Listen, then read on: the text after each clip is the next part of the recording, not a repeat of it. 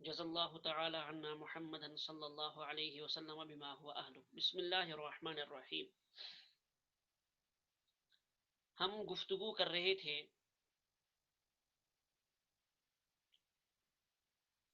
جملہ فعلیہ میں جو ابواب ہوتے ہیں، فعل کے اندر جو ابواب ہوتے ہیں. میں نے پچھلے سبق میں آپ کو بتایا تھا عربی زبان کا جو فعل ہے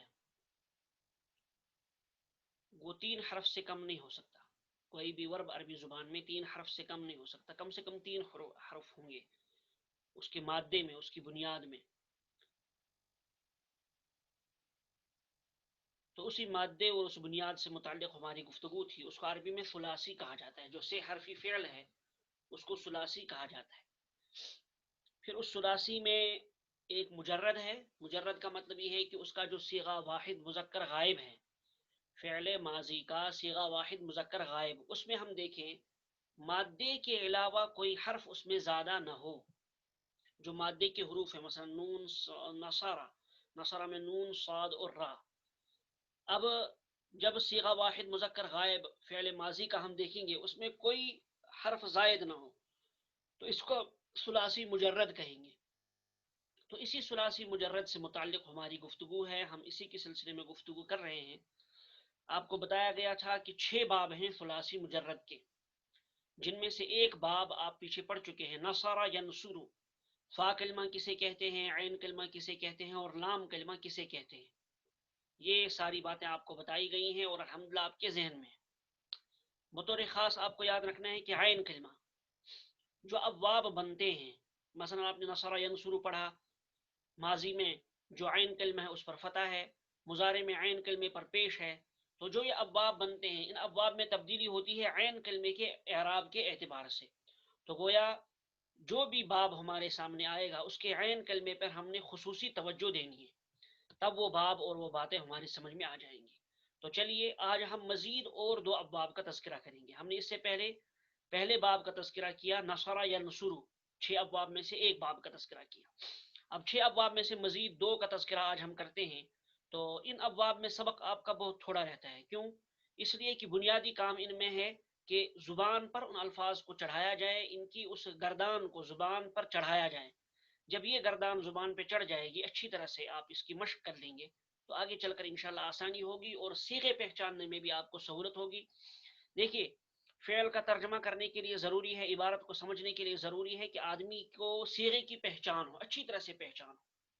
جس قدر جلدی آدمی صیغے کو پہچان سکے گا اسی قدر جلدی وہ مفہوم تک پہنچ جائے گا اور جملے کا مطلب نکال پائے گا. اس لیے جو یہ بحث چل رہی بہت اہم ہے. تو چلیے اسکرین کی طرف چلتے ہیں. الدرس التاسع والاربعون، 39واں سبق، ثلاثی مجرد کے ابواب نمبر 2. چونکہ ایک باب کا تذکرہ پہلے گزر چکا ہے تو گویا ایک سبق اس کے سلسلے میں گزر چکا ہے. آج اس سلسلے کا دوسرا سبق ہے، اس لیے اس کو نمبر 2 لگایا گیا ہے. ثلاثی مجرد کا دوسرا باب فعل یفعل کے وزن پر آتا ہے. ایک منٹ، کے وزن پر آتا ہے. تو فعل یفعل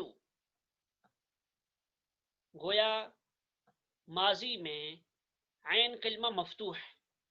دیکھیے عین کلمہ یہاں عین ہے تو عین کلمہ مفتوح ہے، اس پر زبر ہے. ماضی میں عین کلمہ مفتوح ہے، مضارع میں عین کلمہ مکسور ہے. فعل یفعل یہ دوسرا باب ہے. یعنی ماضی مفتوح العین اور مضارع مکسور العین ہے. مفتوح العین کا مطلب یعنی عین کلمہ مفتوح ہے، اور مکسور العین کا مطلب یعنی عین کلمہ کے نیچے زیر ہے. تو ماضی میں عین کلمہ مفتوح ہے اور مضارع میں عین کلمہ مکسور ہے. یہ دوسرا باب ہے. جیسے ضرب یضرب، ضرب یضرب سے ہی اس باب کو یاد کیا جاتا ہے. گویا پہلا باب ہے نصر ینصر اور دوسرا باب ہے ضرب یضرب جو کہ فعل یفعل کے وزن پر آتا ہے. ضرب یضرب کے معنی مارنا. دیکھیں یہاں عین کلمہ کیا ہے؟ را. ضاد ہے فا کلمہ، را ہے عین کلمہ اور با لام کلمہ. اب اس کے اندر جو عین کلمہ ہے وہ ہے را. اب را یہاں مفتوح ہے ماضی میں اور مضارع میں یضرب میں عین کلمہ مکسور ہے. تو یہ ہمیں یاد رکھنا ہے. ضرب यज़रिबु, तो ضرب यज़रिबु के भाव से जितने भी अफ़आल अरबी ज़ुबान में आएंगे वो इसी तरह से आएंगे। उनमें माजी में मफ्तूहुल आइन होगा और मुजारे में वो मकसूरुल आइन होगा, इसके माना मारना। इसके बाद तीसरा बाब, इन दोनों की गर्दन नीचे आएगी। तीसरा बाब है फ़अला यफ़अलु के वजन पर। तो तीसरा बाब फ़अला यफ़अलु के वजन पर आता है। गोया यहाँ माजी में भी आइन कलमा मफ्तू है और मुजारे में भी आइन कलमा मफ्तू है, यानी माजी और मुजारे दोनों मफ्तूहुल आइन हैं। जैसे फतह यफ्तहु, अब देखिए यहाँ आइन कलमा ता है, जो बीच वाली ता है ये आइन कलमा है, माजी में भी मफ्तूहुल आइन है और मुजारे में भी मफ्तूहुल आइन है।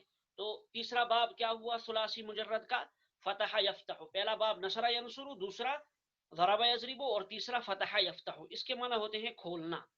तो चलिए दूसरे बाब की मिसालें।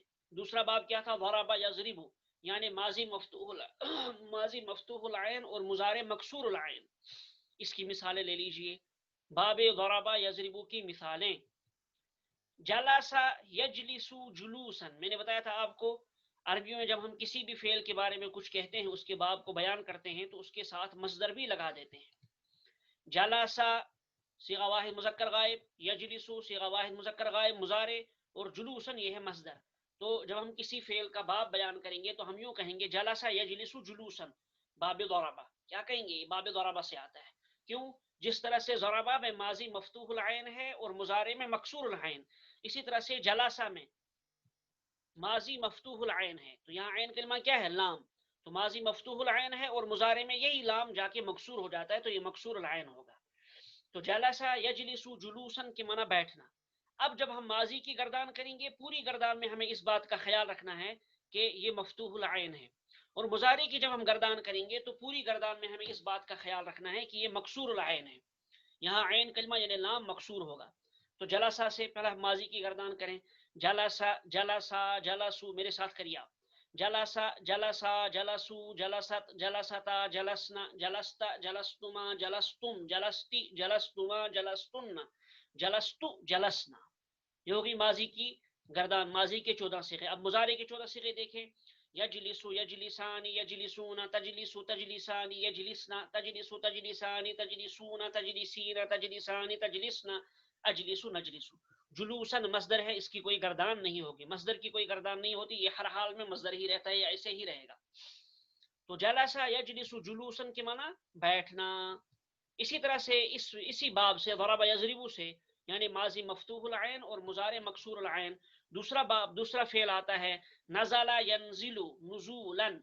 अब इसमें भी ऐसे ही गर्दान होगी, नज़ला यंजिलु नुज़ूलन के माना उतरना, नज़ला नज़ला नज़लु नज़लत नज़लता नज़लना नज़लता नज़लतुमा नज़लतुम नज़लती नज़लतुमा नज़लतुन्ना नज़लतु नज़लना, यंजिलु यंजिलानी यंजिलूना तंजिलु तंजिलानी यंजिलना तंजिलु तंजिलानी तंजिलूना तंजिलीना तंजिलानी तंजिलना अंजिलु नंजिलु।